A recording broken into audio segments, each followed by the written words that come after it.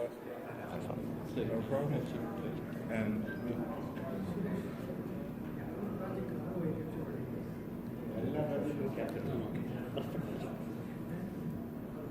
One, two, one, two.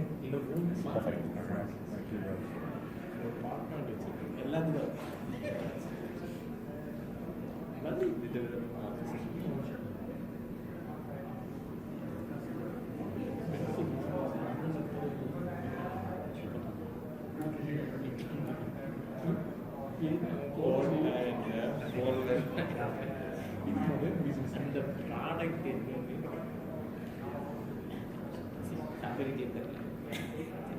I think I did a presentation on the back.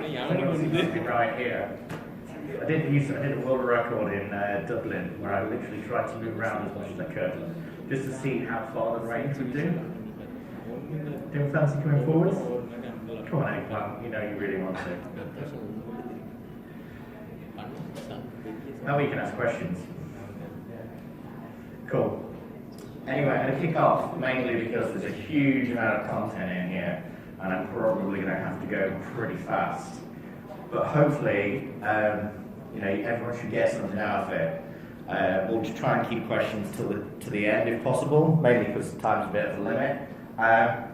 So let me just introduce myself. I'm Jonathon Wright. I currently head up our R&D capability based out in Oxford.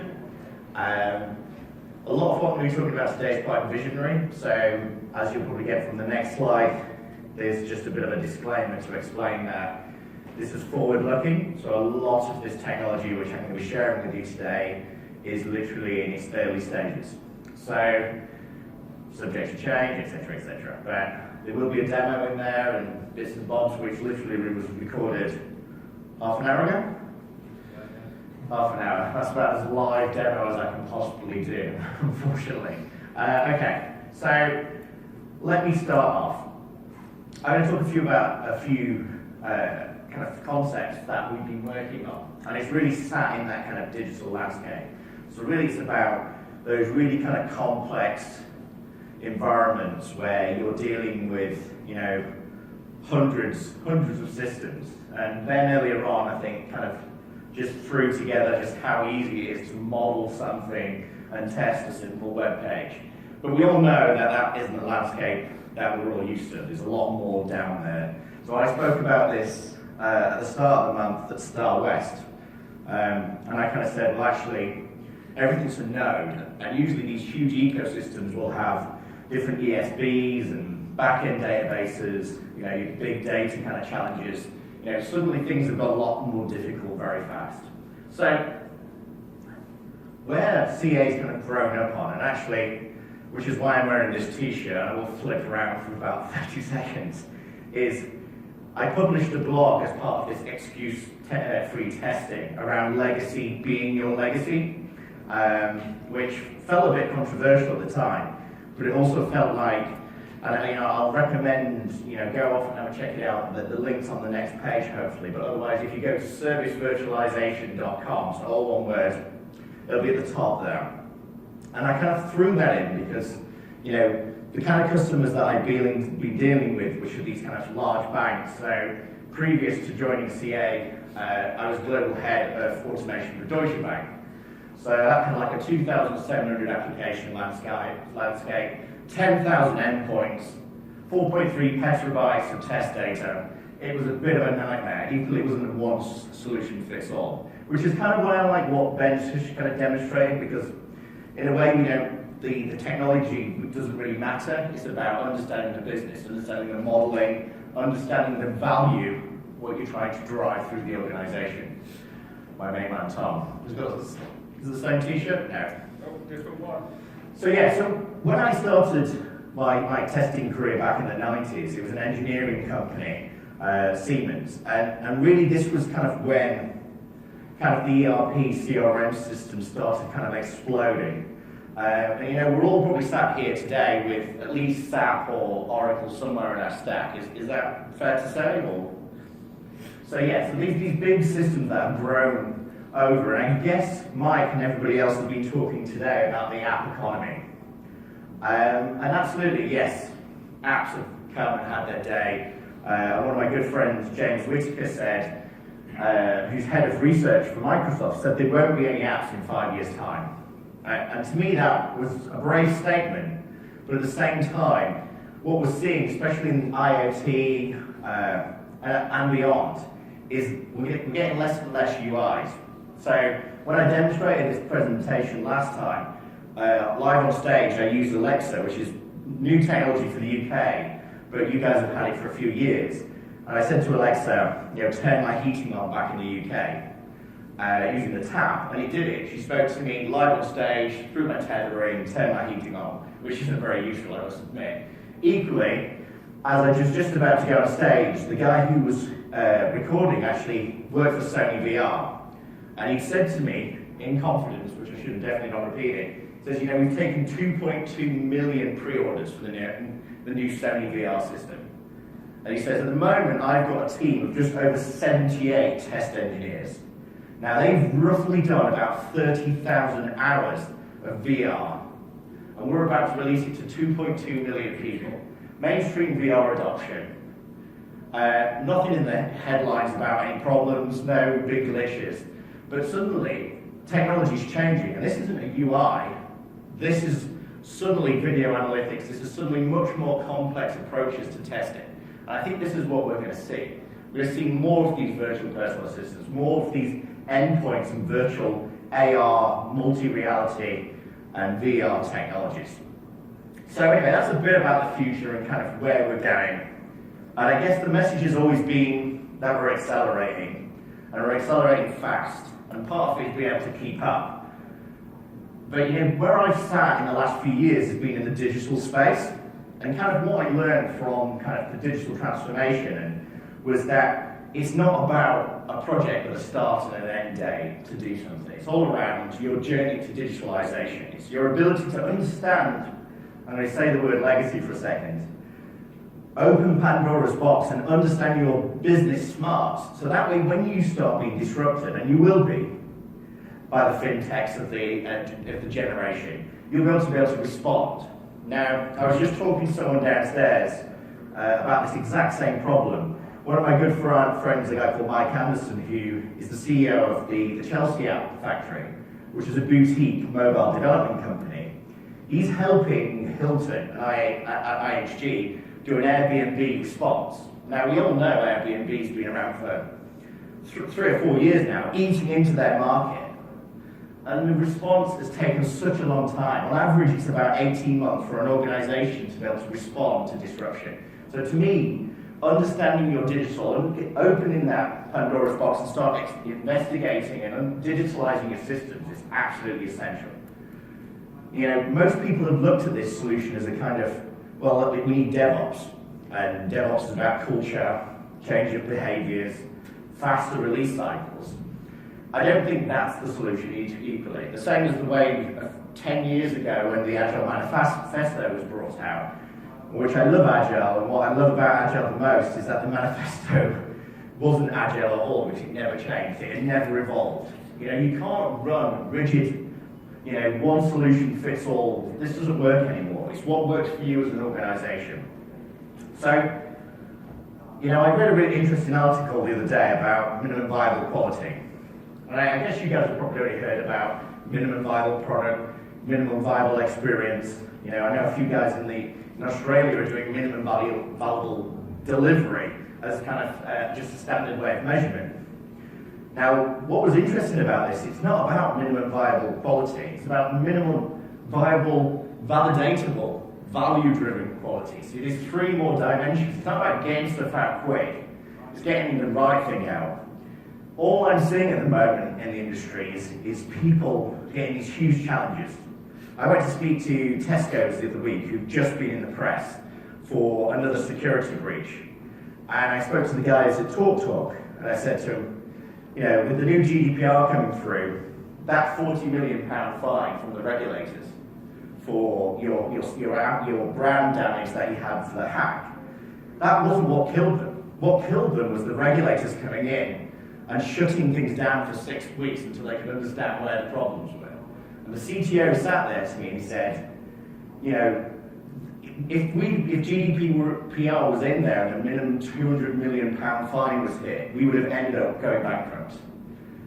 Damage to brand, security, compliance and regulatory kind of challenges are absolutely essential now. So testing and quality suddenly become more and more relevant. And equally, what this slide used to say is quicker, faster, cheaper. I don't think that's the case anymore. It's not about trying to throw more resources at it and do it faster.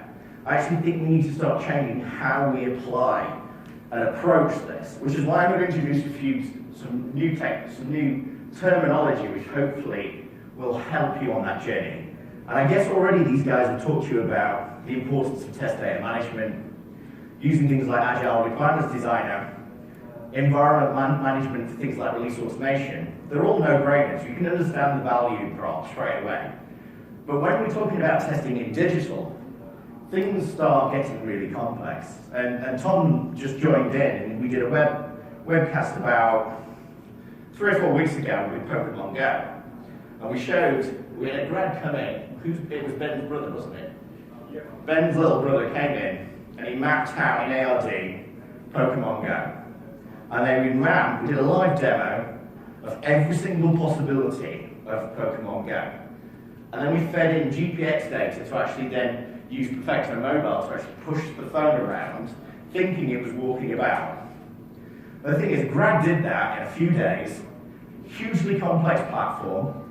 Yes, it's a bit of a PR stunt, but the whole point was that was an IoT endpoint. It was a mobile device that actually thought it was walking around. What I liked about that demo was they said it was because you'd literally have to go to the crowd to get people to walk around and flick balls at imaginary items on an iPhone. So again, we're testing things in a much more aggressive and complex ecosystem. But actually, we can still simplify it. There's still ways to test in this digital landscape. And I don't think any of these principles have ever changed. We are doing the thinking, the making, and checking. Maybe as testers, we spend a little bit too long on just the checking. But to me, everything I've been doing with DevOps has been about measure and monitor. I didn't see any value in just releasing things down the pipe quicker. It was why we do it. What's the value-driven delivery we're trying to put behind that? What is the value of this new feature? Now, if you Google my name plus Domino's, you'll get a whole stack of stuff around helping them with their DevOps journey. And partly that, I've got a really interesting story which I occasionally tell about the fact that marketing has come up with this great idea to do gluten-free products. So I said within my team, 6 weeks, we can roll out gluten-free. We can do the back end, we can do the logistics around getting gluten products to all the franchises, we can get the e-commerce site up and running, we can get the mobile up and running, no problems. We did it, 6 weeks later it went in. 6 weeks later it went out, because we realized that there wasn't anyone ordering gluten-free products. Even though it had been a huge success in the States, which is a completely different organization, the UK weren't interested about gluten-free. So that experiment cost them a huge amount of money. And this is why how rapidly, how quickly you can do these fail-fast experiments. Save money early on. And you've got to be able to go between these modes, which is what I'm going to kind of show you today in a little bit of a demo. So, DesignOps is kind of the title for this. There's always going to be combinations, I heard at a Domino's conference actually talks about ops dev. This is where you build things in operation to then put them into production. A bit of canary A/B testing, if you like. But customer-centric design isn't anything new, and the lean UX, the lean startup mentality of bringing an idea into a real thing very quickly makes a lot of sense. Equally, development is too late down this cycle, because you've got to think about feedback loops. You've got to think how quickly you can understand, you can measure, and you can learn. So I talk about shift left. Like everybody else has talked about shift left, to understand how you get it closer to the concept, improving the hypothesis of that experiment as fast as possible. But I also talk about shift right, which is learning from over here at the customer. And that was the gluten-free product thing. That wasn't just releasing it in the pipe. That was actually understanding that what we thought was true wasn't. And there's so many features out there that customers roll out and they have no idea what their customers are doing. And I spoke to Alan Page, who's the guy who wrote the book on how Microsoft test. He said the difference between now, 2016, and 5 years ago, is he can understand what the customers are doing in minutes, not in days. So they can quickly feedback and understand and optimize and improve. Equally, which is what we've been covering on my first session, was about the digital archaeology. It's about understanding all that legacy, all that mainframe, all those bits of the system, the ETLs, everything else, and then understanding what you're doing with that information, bringing it to life, because typically you'll find that people leave the organization and so does the knowledge. And then finally, which I will, there's a free ebook which you can download, is about digital assurance. Now people have talked about digital assurance for quite a while, but what I talk about digital assurance is about managing at a very high level. So to me, this is the kind of the value stream mapping or the user case mapping of what the value of doing something is at a high level across multiple projects. So that's kind of, we want to become GDPR ready. How do we do that across the entire organization? Not 100 different projects of Jira and some hand-cranking PMO pulling out stats of where they think they are. So connected intelligence, which I'll show you later in a bit of a sneak preview. So when I spoke at Ghana about multimodal delivery, where they started talking about bimodal, so this whole model of having core IT and fluid IT, which was this new concept of scaled agile, DAD less, safe, and also your core V-model waterfall. But we already know that we've talked about this whole lean startups. I was out in Australia a couple of months ago, and what I thought was really impressive with some of the big banks is they disrupt themselves. So instead of having all these startup companies, the fintechs of the world, going off and coming up with thousands of bad ideas or good ideas, and then potentially finding a market, they did this internally. They had incubating tanks to actually do this inside the organization, and they encouraged them to challenge. And I think this is the whole point. The ability to harmonize between these modes is what's really important. Innovation is not limited to this. Innovation should happen in each one of these areas. You should be able to go backwards and forwards. I think this is what's really important about this stuff. 60% of our customer base are sat in this zone, and they shift between this where they need to. I just think now we've got to start challenging at what we do and how we do it. I'll flick through these quickly because they're just numbers, but at the end of the day, the scale of agile, starting to see some real traction on that. Last time I spoke to Dean Liffenwell, who's the guy who put the SAFE model together, which I love for many good reasons. They recently introduced in February this year an extra fourth layer. So they introduced lean engineering. And part of that had a layer for value stream mapping and giving you that PPN, that really high level understanding of the portfolio of, I want to do a charter or some kind of high level epic to track it down to the individual project management and delivery, value based.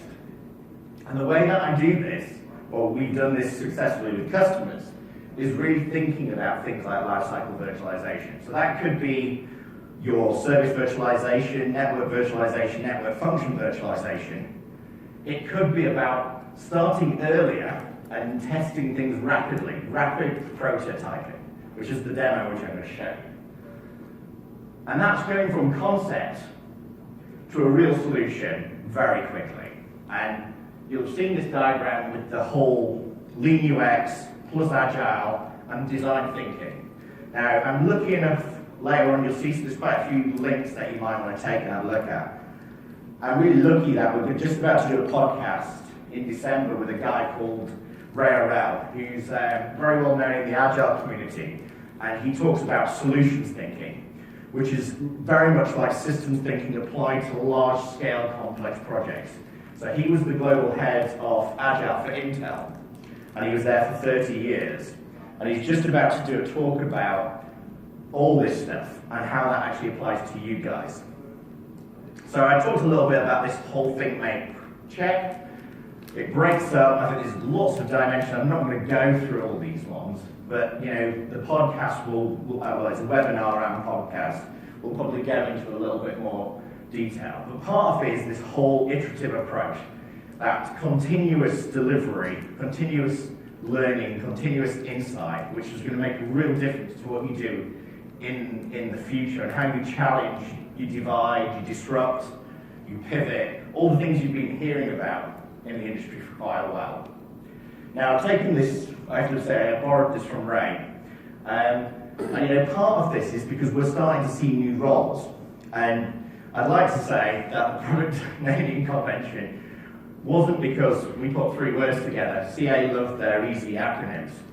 But the idea was that we wanted to deal with the designers, those people who are in a very complex, kind of chaotic, complex kind of maker, will build something by the end of the day, very creative, and then they do this at Intel with 3D printing. At the end of the day, they'll have printed off a PCB board or whatever it is to prove. So agile, sat in the middle, designer, and requirements over here in core. But these roles are very different, and the problem is usually people would just say, yeah, we've got DevOps, or we've got infrastructure engineers, we've got DevOps engineers. I'm seeing more and more organizations that are dealing with these kind of people. Now, fair enough, ecologist is probably taking it a step too far, but unfortunately it's Vegas, and you always end up drinking too much.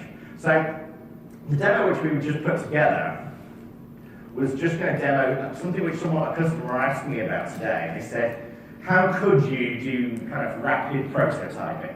So the demo, what you're going to see, which is going to be pretty quick, shows how someone has taken something like a lean UX canvas, which is kind of a pretty easy storyboard in PowerPoint, to build an app, build a model, and test that app.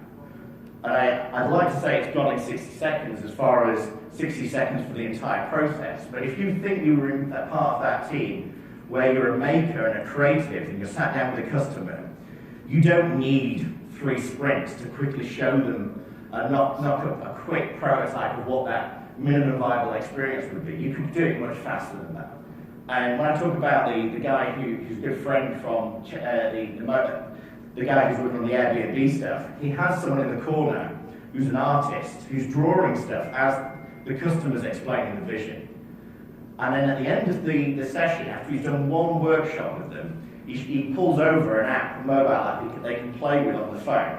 It's not fully functional, but it gives them an idea, or it really kind of knocks it home exactly what they've captured. This is not rocket science, it's actually really simple. So it's going to go fast, but this is a simple model that we put together for an application. And this was literally taken today. It's on a Mac, which is very interesting. This is the Mac version which we just built. Hopefully if I press this magic button in the corner, will just play. That was a bit of a faux pas. So what we've done is we've taken some PowerPoint slides, which we've just used. If you've ever used the PowerPoint mock-up function, which is where you just drag and drop some frames together. We did this for a mobile app and for the actual dummy platform. And then what we did is we deployed this dummy example to show that we could actually, from that model, which was originally a PowerPoint, we can now drive the application through, in this case we're using Eggplant, and we can test that model against both the web page version and the mobile app using the same ARD script. Now, I know it doesn't sound evolutional, but the idea is you're starting from the model, starting from some wireframes, and then generating something you can actually run. And you could run this as part of your continuous delivery. You could actually, the great thing we do with NOP is we demo it going down the release automation pipeline. That's literally configuration, platform, infrastructure as code, builds an environment, runs the tests, and then blows it away. Now, part of this demonstration is to kind of show you the power and the flexibility of how this product works. Whatever that technology is, whether it's a web page, whether it's a mobile app, you can use the same script that's been generated out of the ARD model. But it's a simple kind of example, and we've done this for a couple of customers just to give them an understanding of how this would fit through. So this is the kind of this quick design to ops kind of model that we're talking about. Equally, I kind of said I was going to share you some stuff. The solutions thinking session podcast that we're about to do with Ray, and for some other reason I've not actually put the link on here, but the website is solution-thinking.com is their site. And it's going to be a podcast where he's going to explain how you apply these kind of solution thinking to challenge these kind of these new challenges that you're getting within your organization. Oh, I did put the link in there. This is Ray up in the corner. So definitely worth checking out that podcast. We're doing a whole series on this around cognitive adaptive testing, about thinking and about heuristics of how you can apply different types of principles. Okay, the next one was around digital assurance, and again there'll be a link at the end for the free pocketbook, which we're working on at the moment. So again, some numbers around, digital engineering, applying automation, applying data visualization and virtualization technologies, and applying that whole solutions, the lifecycle virtualization early on in the cycle. And I put this one in because there's a guy who did join, but he's disappeared, who's going to be talking about this later on, about how we're moving to certain levels above. I think, we think, most people I speak to now that they're doing DevOps, they think that's it, that's the end of it. Part of it is they've gone past continuous delivery, they don't need to think about self-healing environments or failing forwards. They don't need to think about how to become predictive and prescriptive. Part of it is I think there's much further we need to take on this journey. I don't think we're there quite yet. And I mentioned about the whole connected intelligence, which was that kind of shift up. Shift up really was about how do you get data, how you understand where you currently are. And I guess people have already kind of hinted about the fact that we're doing a number of AI-based projects at the moment. And one of the AI projects, which I think you can go and see, is called Jarvis.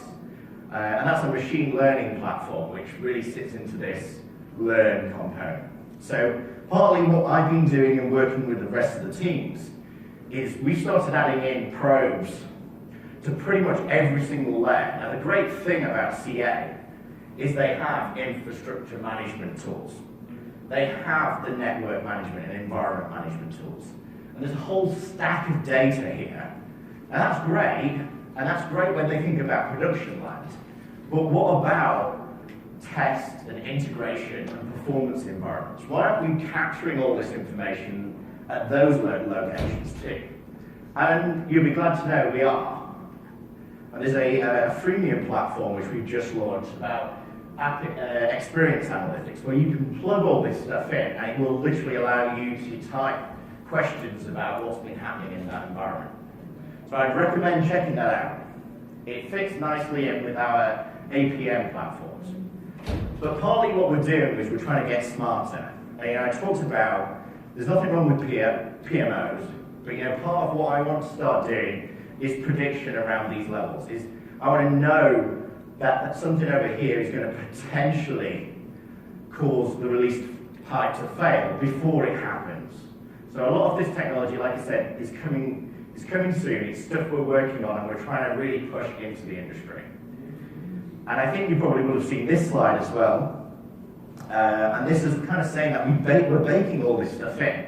It's not just the continuous delivery team that's thinking about this. It's all our products, including security. And part of that overall value chain is bringing these products together so that you can really understand the big data challenges, the analytics-based challenges you've got, and really understand how you deal with these hugely complex environments. And thankfully, I'm not going to talk about this slide, but I usually joke about it in that actually it's more around kind of quantum teleportation and shift everywhere. It's not shifting left or right, it's actually understanding how you can re-leverage the tools that we're talking and the technology we're talking about at each level. So whether that's real data that you're pulling across from one environment to another, or starting early to build shims and stubs using service virtualization and things like TDN, but how we learn and also become more lean about reusing it throughout the pipe. You know, I don't think, you know, this one solution fits all, but equally I think part of it is continuous at each one of those layers. We're trying to improve what we do. We're trying to understand what the customers want to do. We're trying to be as rapid as possible between those two locations. As I've not got much time left, I'm adding the link here, which is quite an easy one, bit.ly/digital-assurance. Now that's a pocketbook which from a guy called Paul Gerard, who we've been working with, who's published a number of pocketbooks around testing. He's been in the industry for about 40 years now. He won the, I think it was the Tester Lifetime Achievement Award last year. He's quite a good guy. But this is a free one. It talks about drones, it talks about 3D printing, it talks about crazy stuff that maybe sounded like I've just talked about. So, as we're kind of running out of time, I kind of wanted to get on to just asking a few questions and throw some ideas about. I mentioned about our machine learning AI-based platform. This is one of the ones that we're using across the CA reference architecture. So all the teams are starting to adapt this same model to start capturing information. And I think I'm going to probably leave it there. How much more time have we got, Tom? Minus 1 minute. Well, no one else has turned up for a second, so we can probably go on to a few more slides. Let me take some questions and I'll see if I can actually relate them to this diagram. It's probably an easier way. By the way, everything in pink is supposed to be where you can reuse this stuff. So it helps kind of talk around it a little bit. Come on, someone must have a question, apart from my clinically is saying yes, probably yes. Yes to that one. Anybody else? Everyone's going. Nothing? Okay, I'll carry on then while we're doing it. So these three items here, these are now GitHub repositories, so they're open to anyone. So what we're looking at the moment doing is creating a rapid development kit which anyone can have access to. And part of it is we're doing this. I guess you guys have probably seen things like Node.js. So it's all based on Node.js, and a bit like Node.res. It's actually something you can download and just plug into whatever your IDEs are and stuff. But partly what we're trying to do is make this open enough that people want to integrate with it. So all the projects we're going forward to, it's all around this inner source. It's all about how we cross-leverage all these new top tools and technologies. And you'll know about things like BlazeMeter. You know, part of what we're trying to do is how can we reuse that through things like learning from what's happening in production to then validate what your performance scenarios look like applying effective performance engineering technologies. So anyway, that's that slide. I'm not going to go into the machine learning slide, mainly because it's a bit too difficult. But you know, with some of these are slides from our pack about how we're actually going about the probing stuff, how we actually use the probe to intercept messages and understand, embedded in that message is where zip code's been stored and et cetera, et cetera. So we're actually, this is another slide from our reference architecture. Equally, I mentioned Ray stuff. Ray would be going through this. If you've seen the Sci-Fin framework before, it's the idea that, you know, these fail fast, learn rapidly areas sit in the complex and chaotic, and then your core IT is more understanded. You understand what it is. It's simple, but it's complex because it's a huge scale. And he's going to be talking about this on the webcast that we're going to do. And finally, I mentioned the fact that I just published on the back of here this blog, which I enjoyed doing maybe slightly too much. The first reason is I got to go to Bletchley Park, and also I got to visit the first ever programmable looms, which was in the National History Museum, which was the first ever automation framework, which you can still on show. It's about, I think it's 85 punch cards, which used to run a test to see if the weave was doing the right thing. So a bit of history, a bit of legacy, plus some of the stuff that we're doing in the whole predictive and prescriptive side of things. And this is the cartoon strip, which you'll see if you download. I think it's the excuse-free testing at CAW.com. The other podcast which we've also got lined up is from a guy called Eric Simmons, who's published a number of books on requirements engineering. I definitely recommend checking out that podcast as well in the series, and he'll be speaking about that. And I think that's pretty much it. I don't know if there's any more slides that I could possibly throw in this deck without upsetting everybody in the world. So this is kind of what we've just been talking about: the minimum viable experience, delivery, the value, validated and viable kind of dimensions that you're throwing into this stuff. And I think that's it. In the lightest presentation I've ever done. So my details are on here. What I've been doing is each time I'm uploading it to YouTube, plus it's all available online, and it's also available on the SlideShare as well, so I'll tweet them out afterwards. So if you want to get in contact with me, want to have a chat, it's linkedin.com/inautomation. Feels like I've been in the automation realm for a little bit too long to get that handled, but what can I say? LinkedIn seemed like a good idea whenever it came out. So, again, I'd like to thank everyone for putting up with me for 30 minutes, and hopefully your brains are feeling just, fine. There's not much left, okay? So, with that, thanks a lot, guys. Thanks.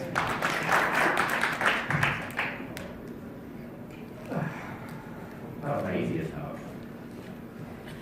I think anyway.